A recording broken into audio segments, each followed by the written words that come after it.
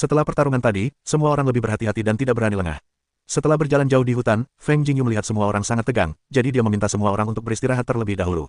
Feng Jingyu melihat sekeliling, dengan hati-hati merasakan pergerakan di sekitar, lalu berkata kepada bulan yang membeku di awal, bagaimana aku bisa bermain begitu hebat? Bagaimana aku bisa bermain selanjutnya? Chong Yue berkata, itu hanya bisa melihat keberuntungan, melihat siapa yang lebih beruntung. Feng Jingyu mengangguk dan berkata, memang benar aku hanya bisa melihat keberuntungan. Keberuntunganku selalu baik, kali ini, seharusnya tidak terlalu buruk. Ning Yue berkata sambil tersenyum, semoga begitu. Ketika beberapa orang sedang beristirahat, mereka tiba-tiba mendengar suara napas berat dan suara rendah. Feng Jingyu dan Ning Yue langsung memancarkan aura, lalu merasakan arah napas tersebut. Feng Jingyu berkata dengan suara rendah, napas ini sangat kuat. Ada perasaan yang berat, seharusnya itu adalah hewan roh yang besar. Chong Yue berkata, kau benar, kau lihat. Feng Jingyu memandang ke arah bulan, dan melihat seekor harimau besar muncul tak jauh darinya. Ini adalah harimau iblis roh, dan kekuatan tempurnya sangat mengerikan. Setelah berada dalam kondisi gila, kekuatannya bisa meningkat pesat. Napas harimau iblis roh sangat kuat. Jika kita memasuki kondisi gila lagi, kita tidak akan bisa menghadapinya, kata Ning Yue. Kalau begitu, habiskan semua tenaga dari awal, lalu selesaikan pertarungan dalam sekejap, jangan beri dia kesempatan. Feng Jingyu menatap Yu dengan tatapan membunuh. Ning Yue mengangguk dan berkata, saat ini, hanya bisa seperti ini. Ketika Feng Jingyu hendak mengatakan sesuatu, ia tiba-tiba menemukan sesuatu dan berkata, cepat sembunyikan napasmu.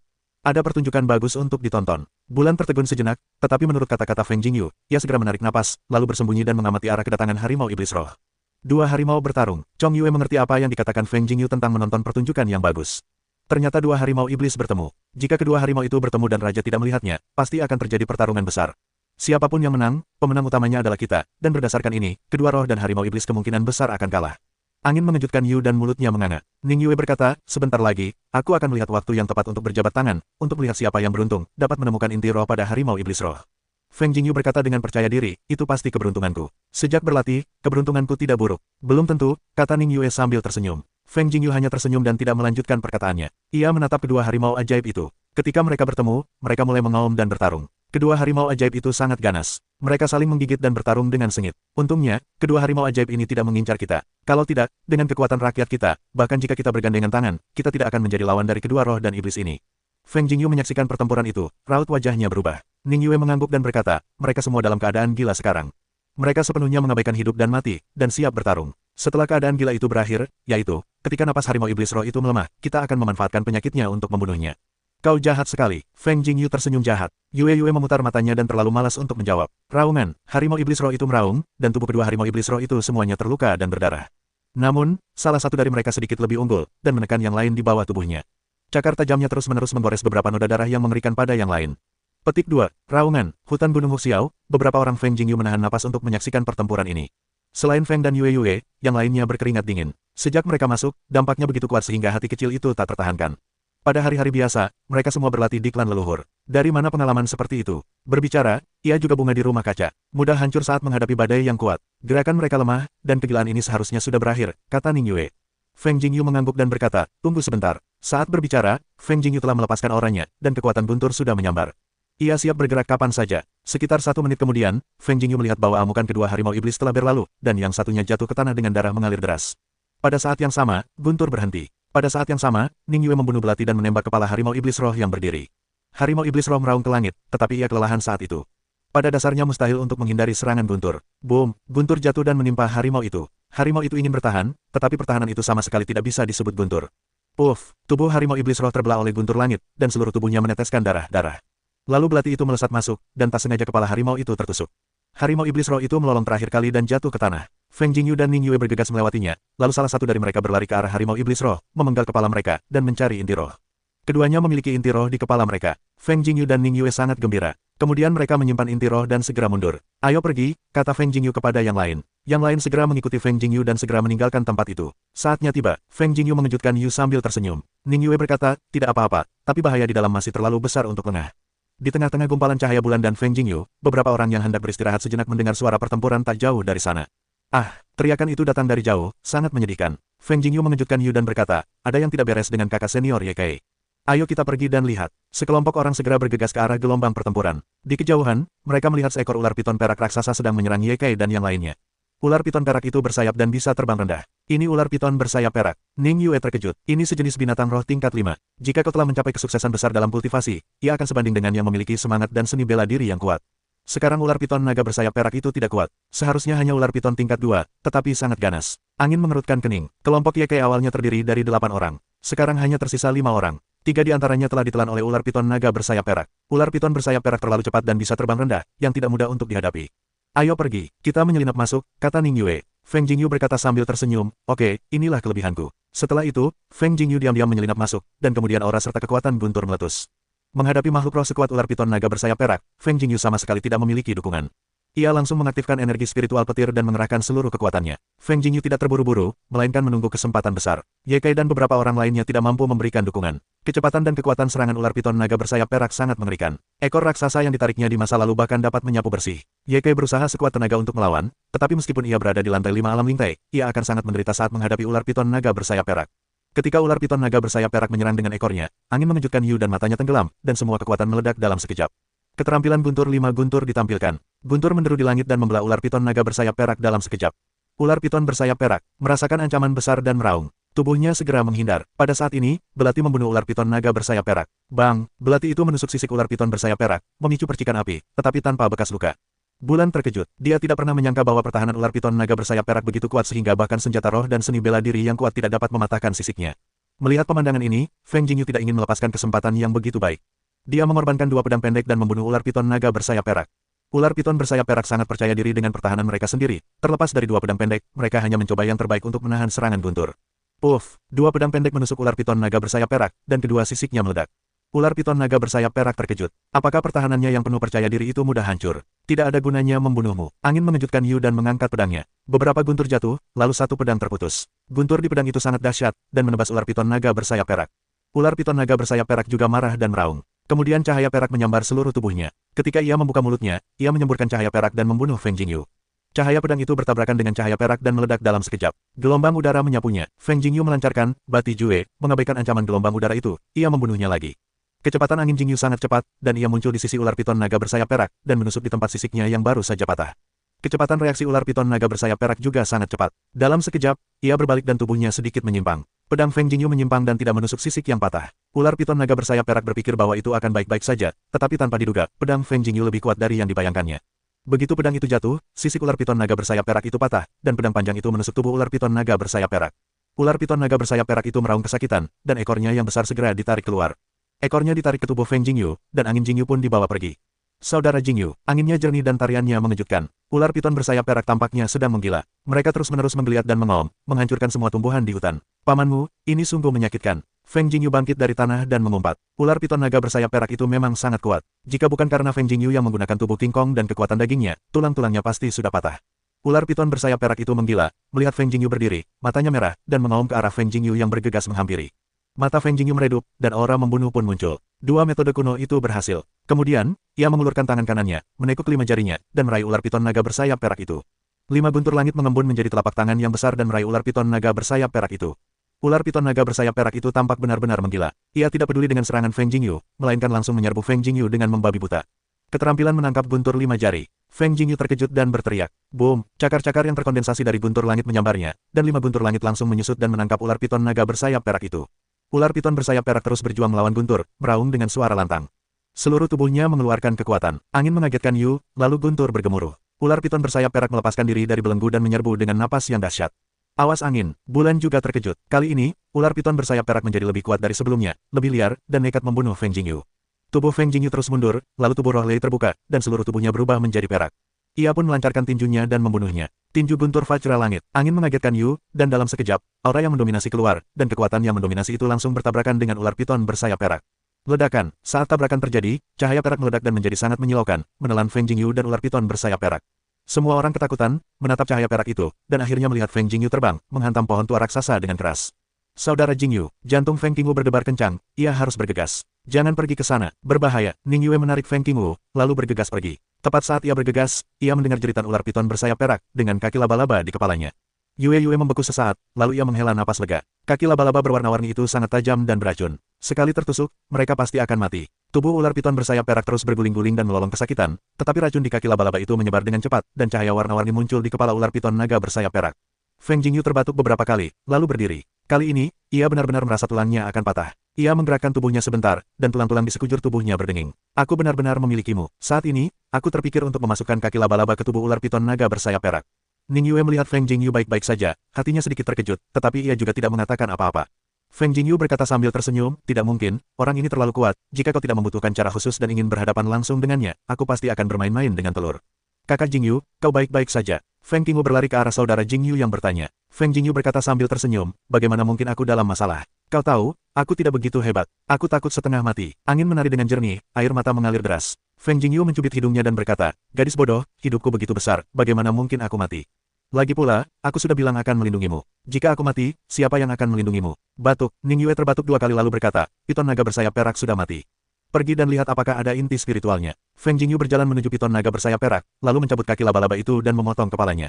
Ada inti jiwa perak di dalamnya. Ayo kita pergi dari sini dan cari tempat yang aman untuk beristirahat, kata Feng Jingyu. Rombongan itu segera meninggalkan tempat pertempuran, lalu tiba di sebuah jurang, beberapa orang bersembunyi di dalamnya. Dulu ada 16 orang, tetapi sekarang hanya tersisa 12 orang, terutama di kelompok Ye-Kai.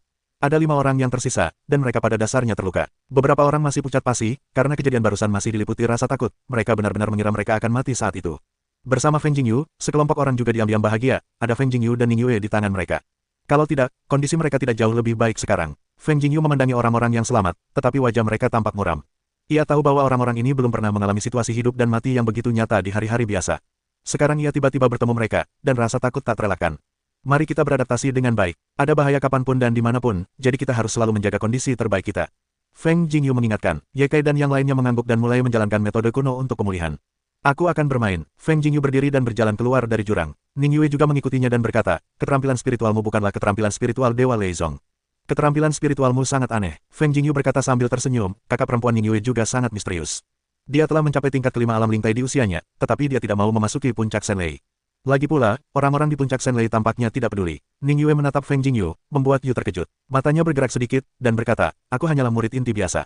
Aku hanyalah murid inti biasa. Feng Jingyu terkejut dan berkata sambil tersenyum. Apa selanjutnya? Tanya Ningyue. Feng Jingyu menghela napas, bagaimana lagi? Kita hanya bisa terus maju. Hutan jiwa memang berkali-kali lebih berbahaya daripada Gunung Lingqi. Ningyue berkata, tetapi kau juga telah memperoleh banyak hal. Inti spiritual tidak dimiliki oleh binatang roh apapun. Di tempat lain, kemungkinan mendapatkan inti spiritual sangat kecil. Oleh karena itu, risiko tinggi akan menghasilkan keuntungan tinggi. Aku tidak tahu bagaimana keadaan yang lain sekarang. Angin mengejutkan Yu. Di hutan besar ini, tidak ada yang akan lebih baik. Lebih baik kita menjaga diri dan hidup dengan baik. Bulan terasa dingin. Feng Jingyu menatap Ningyue. Sepertinya setelah memasuki hutan, Ningyue seperti orang yang telah berubah. Ia menjadi dingin dan tenang. Ia tidak terlihat seperti gadis berusia 13-4 tahun. Sekitar setengah jam kemudian, Ye-Kai dan yang lainnya hampir selesai. Kemudian Feng Jingyu dan yang lainnya terus bergerak maju di hutan. Ketika sekelompok orang bergerak maju, tiba-tiba seorang murid dari pintu dalam berteriak, satu tangan menutupi lehernya. Mereka semua menoleh ke belakang. Kemudian murid itu melihat tangannya yang menutupi lehernya. Ia melihat seekor semut seukuran ulat sedang berjuang di telapak tangannya. Semut, ini pemakan spiritual. Bulan terkejut. Semut adalah serangga yang suka berkelompok. Satu muncul, dan pasti ada pemakan roh lainnya. Wajah Feng Jingyu berubah. Ayo pergi, teriak Ye-Kai, wajahnya menjadi sangat buruk. Mereka melihat semut pemakan roh yang tak terhitung jumlahnya merayap di pepohonan di dekatnya, terus-menerus menggeliat dan merayap. Pergilah, angin. Jingyu pun tak kuasa menahan diri untuk tidak menggigil, lalu menarik tarian angin yang jernih untuk pergi.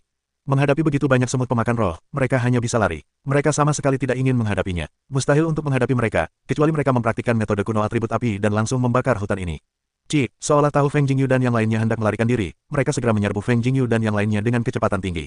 Semua semut pemakan roh menyerbu masuk bersamaan, dan bumi berubah menjadi tirai hitam. Dua murid inti berlari perlahan dan dengan cepat dilahap oleh semut pemakan roh. Hanya dalam beberapa tarikan napas, kedua murid inti itu langsung berubah menjadi mayat, dan seluruh aura di tubuh mereka ditelan oleh semut pemakan roh. Ketika Feng Jingyu dan yang lainnya melihat pemandangan ini, mereka semua panik. Jika mereka dikepung oleh semut pemakan roh, mereka pasti akan mati. Pertahanan apapun tidak dapat menahan serbuan semut pemakan roh, hanya bisa melarikan diri. Akhirnya, di gerbang dalam, kecuali Feng Qingwu dan Ningyue, semua murid inti tewas, hanya menyisakan beberapa murid inti. Para pemakan roh juga memiliki sarang mereka sendiri, jadi jika mereka terlalu jauh, mereka tidak akan mengejar mereka. Mengerikan, wajah seorang murid inti memucat. Ia belum pernah seberani ini seumur hidupnya. Dulu, aku selalu merasa superior. Rasanya luar biasa bisa menjadi murid inti Sekte Senlei. Sekarang aku berada di hutan, dan aku tahu betapa lemahnya aku di hadapan seekor semut kecil. Ini baru permulaan. Ini baru permulaan. Jika kita masuk lebih dalam lagi, kita tidak akan bisa keluar hidup-hidup. Win Jingyu berkata dengan dingin. Jika kita terus seperti ini, kita akan musnah. Seorang murid inti tampak putus asa. Seluruh pasukan tidak akan hancur, tapi aku tidak bisa menjamin apakah kalian akan mati atau tidak. Bulan terasa dingin. Aku takut burung. Bahkan jika aku mati, aku akan menjadi pahlawan 18 tahun kemudian, kata Ye-Kai sambil menggertakkan giginya. Feng Jingyu bersenandung, jika kau ingin hidup, kau harus cukup kuat di dalam hatimu. Tidak bisakah kau bertahan dalam ujian hidup dan mati? Aku benar-benar tidak tahu bagaimana kau bisa melewati tahun-tahun latihanmu. Adik seperguruan Feng, ini bukan saatnya untuk mengatakan hal-hal ini. Karena kita telah memilih untuk membentuk kelompok kali ini, mari kita lalui tahap ini bersama-sama. Qian Ying berkata. Feng Jingyu berkata, selanjutnya, semua orang harus mengerahkan semangat 12 poin. Bahkan serangga kecil di jalan pun tidak boleh diremehkan, jika tidak, kematian tidak akan tahu bagaimana caranya mati.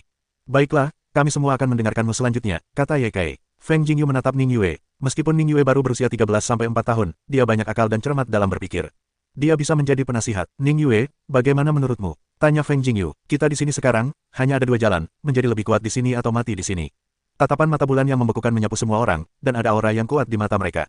Suasana seperti itulah yang membuat orang-orang Ye Kai merasa sedikit terkejut. Meskipun berbahaya, itu juga alami. Risiko besar disertai dengan peluang besar. Jika kau memanfaatkannya, kau tidak akan sia-sia dalam perjalanan ini. Jika tidak, kau mungkin mati di sini. Bulan melanjutkan. Angin mengejutkan Yu lalu berkata, ya, sebenarnya, kekuatanmu tidak rendah, tetapi kau takut akan tempat ini terlebih dahulu, jadi meskipun kau memiliki kemampuan, itu tidak dapat dipastikan. Selanjutnya, jika kau dapat mengerahkan seluruh kekuatanmu dari krisis di sini, kau juga akan mendapatkan panen yang luar biasa. Setelah mendengar kata-kata itu, Ye Kai dan yang lainnya memiliki banyak harapan di mata mereka. Mereka tidak ingin mati di sini. Mereka ingin menjadi lebih kuat di sini. Inilah tujuan mereka memasuki hutan. Adik seperguruan Feng berkata bahwa kita datang untuk menjadi kuat, bukan untuk mati.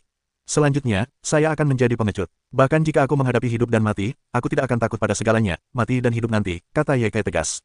Seluruh dunia juga berbinar di mata mereka, dan mereka mulai mendapatkan kembali kepercayaan diri. Sebagai murid inti Shen Leizong, bakatnya harus bagus, dan aspek lainnya tidak akan buruk. Jadi tidak apa-apa untuk sedikit merangsangnya. Baiklah, sekarang kita lanjutkan mulai, kita tinggal 9 orang lagi. Yang terlemah adalah Xiao Wu, tarian kecil ada di tengah, sisanya di sekitar kiri dan kanan 2 orang, perhatikan situasi di sekitar.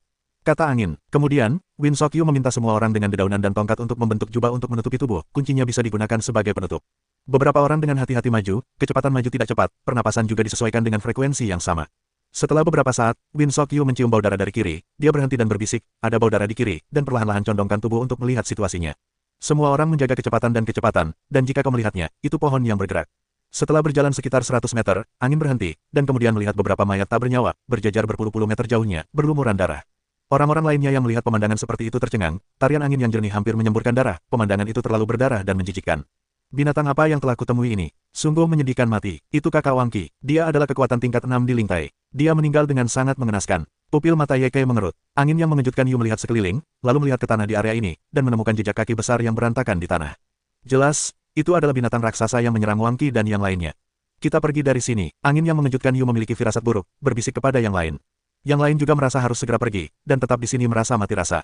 Angin yang mengejutkan beberapa orang untuk mundur, menjauh dari area ini, lalu terus bergerak maju. Jalan ini masih relatif sepi, tidak ada perubahan lain. Raungan. Di kejauhan, terdengar raungan kemarahan, dan pepohonan di depan mereka hancur dengan cepat, dan arah kehancuran itu membuat alam semesta ketakutan oleh angin. Angin yang mengejutkan alam semesta, dan segera melihat sesosok mendekati mereka dengan cepat. Yuan Luo. Angin yang mengejutkan Yu melihat penampilan masing-masing dengan jelas, matanya membeku, lalu berkata, cepat mundur. Angin kencang mengagetkan alam semesta, segera menuju sisi evakuasi, mundur hingga 100 meter, membuat semua orang berjongkok, menyembunyikan napas, mengandalkan tubuh yang tertutup dedaunan dan pemandangan di sekitarnya yang menyatu. Angin kencang mengagetkan Yu, melihat dari kejauhan, di belakang Yuan Luo, ada seekor kera raksasa yang mengejarnya. Kera raksasa itu benar-benar seperti bukit, sangat besar, dan sangat ganas. Yuan Luo berada di depan kera raksasa itu, persis seperti rayap. Itu adalah spesies kera King Kong yang sangat menakutkan, primata tingkat 6 dan binatang buas. Ia penuh pertahanan, tidak tembus angin, dan memiliki kekuatan tak terbatas serta kekuatan yang sangat dahsyat. Di antara binatang buas tingkat 6, tidak sedikit binatang buas yang berani memprovokasi mereka, tanya Bulan.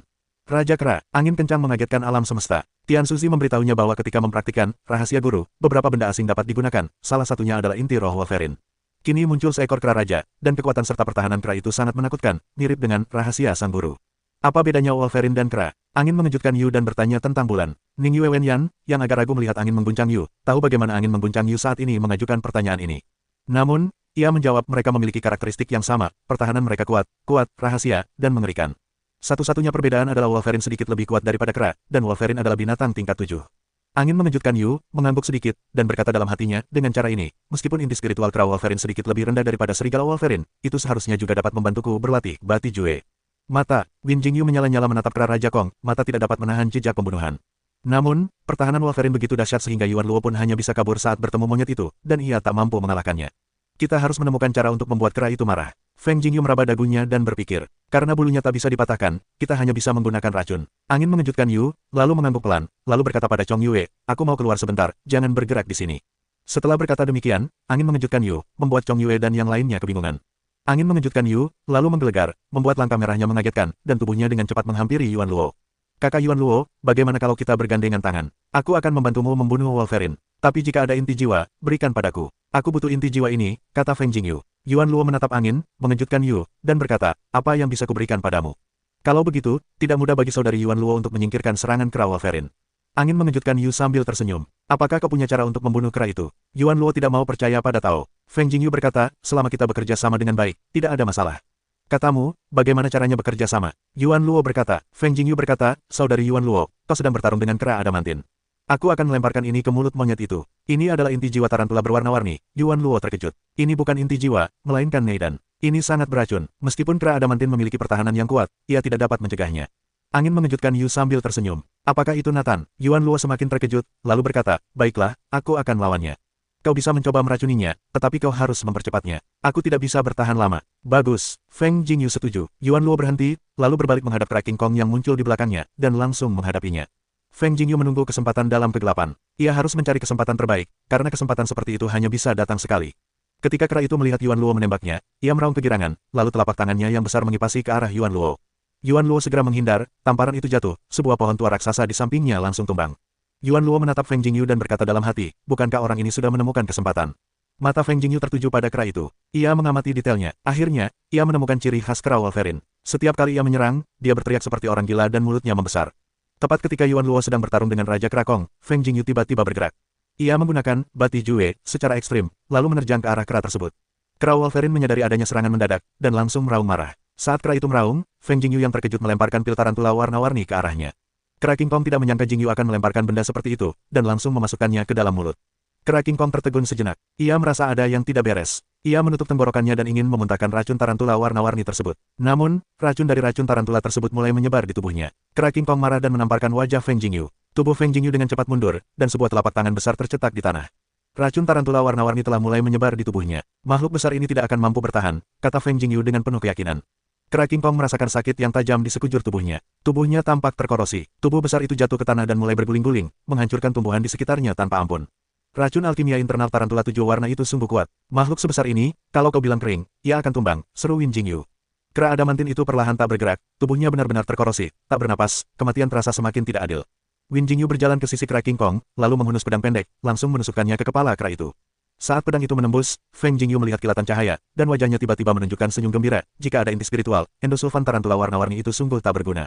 Yuan Luo menghampiri kera itu dan mengupas sebagian bulunya. Bulunya tebal dan bisa dijadikan baju tempur pertahanan. Kakak Yuan Luo, terima kasih banyak. Setelah Feng Jingyu mendapatkan inti roh kera Vajra, dia senang bertinju.